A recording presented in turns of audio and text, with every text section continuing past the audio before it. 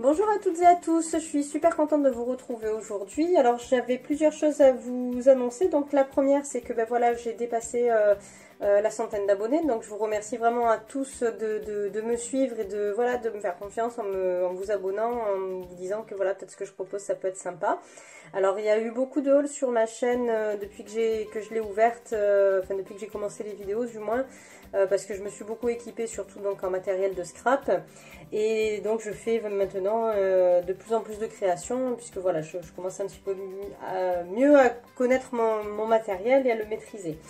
Donc voilà, il y aura de plus en plus de vidéos de création sur la chaîne. Donc comme j'expliquais dans la dernière vidéo, je ne peux pas actuellement tourner de vidéos pendant que je fais les créations, simplement parce que comme on est tous les deux en télétravail avec mon mari, ça nous prend nos espaces de travail. J'ai plus la place pour faire du scrap, tout ça, donc je suis un peu à droite à gauche, la table où on mange, la table du salon, tout ça, donc je peux pas poser mon matériel pour filmer dessus, c'est pas possible. Donc du coup je vous montre les créations toutes faites, et puis un peu plus tard j'espère voilà, pouvoir aménager mon espace comme j'en ai envie pour pouvoir filmer en même temps ce que je fais. Ce sera plus sympa je pense de partager avec vous.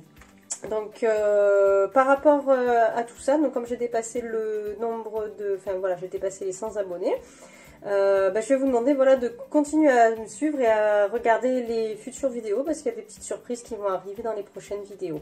Donc regardez-les, ça vous permettra voilà il y aura des petites choses à gagner. Donc je l'annoncerai pas forcément dans le titre ou quoi que ce soit, mais ce sera simplement en suivant la vidéo. Voilà, c'est pour vous remercier tout simplement d'être là et de me suivre depuis quelques mois maintenant. Voilà, donc encore une fois, merci à tous. Ça fait vraiment chaud au cœur de voir que voilà, il y a des personnes qui s'abonnent, qui se disent voilà, ça peut être sympa ce qu'elles proposent. Donc voilà, merci beaucoup à tous.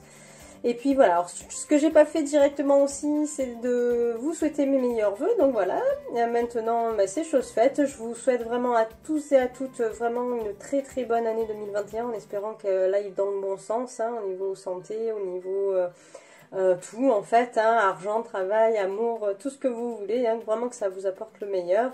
J'espère que tout va bien se passer et surtout avancer dans le bon sens. Voilà, donc j'en viens aux petites créations que je voulais vous présenter aujourd'hui, donc que j'ai fait ces dernières semaines. Alors tout d'abord, je voulais vous présenter, ah ma fille elle a mis un petit mot dedans, je voulais vous présenter déjà ce petit porte-bloc-notes en quelque sorte. Alors c'est un tuto que j'ai vu il y a quelques semaines, alors je suis désolée, j'aurais aimé vraiment mettre le lien vers la vidéo que j'ai vue à partir de laquelle je me suis inspirée pour faire ce porte-bloc-notes, mais je ne l'ai pas noté sur le moment et je m'en rappelle plus, j'en suis vraiment désolée. Si quelqu'un se reconnaît, dites-le moi, j'insérerai le lien de la vidéo, il n'y a aucun souci de ce côté-là. Hein, c'est pas mon œuvre, c'est pas mon invention, je vole le travail de personne, je veux voilà, juste vous montrer ce que j'ai fait à partir de tutos que j'ai vu donc sur YouTube. Donc c'est fait à partir d'une base de papier, hein, simplement rectangulaire. Que j'ai adapté donc en fonction des formats de mes post-it.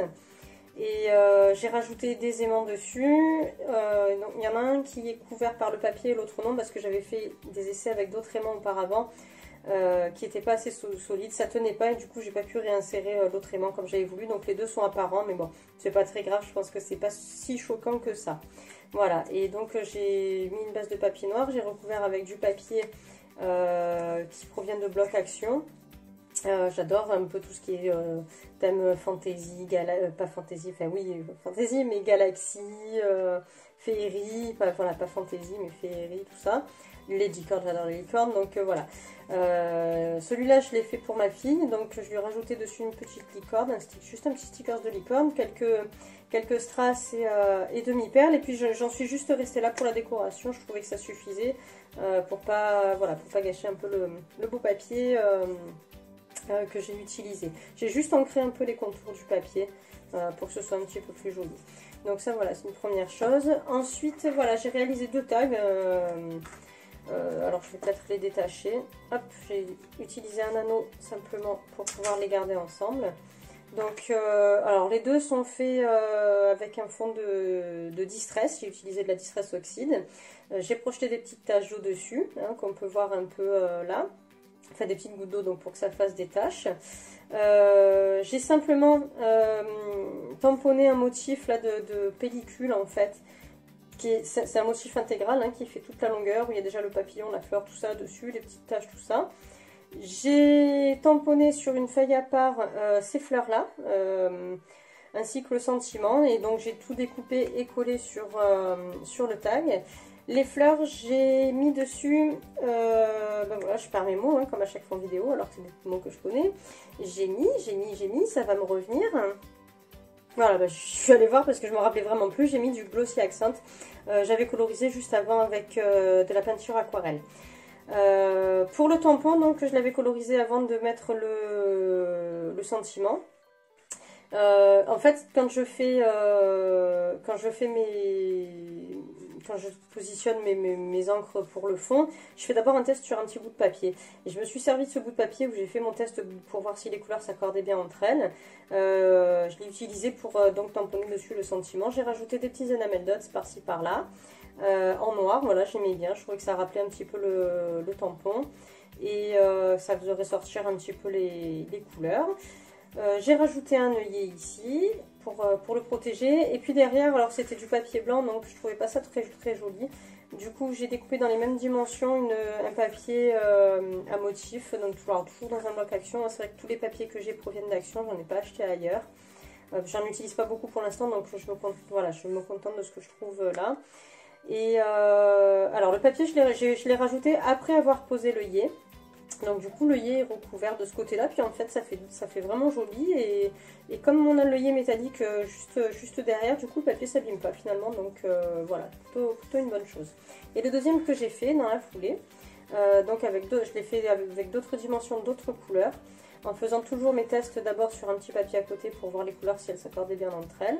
Donc là je suis partie sur quelque chose plutôt en forme de cercle, on va dire. J'ai mis du jaune au centre, du vert autour, et ensuite du bleu clair, et enfin du bleu un petit peu plus foncé, donc pour tout le contour. Et je me suis servi de ce même bleu pour ancrer tous les bords, pour donner une unité aussi et faire ressortir un peu tout le reste.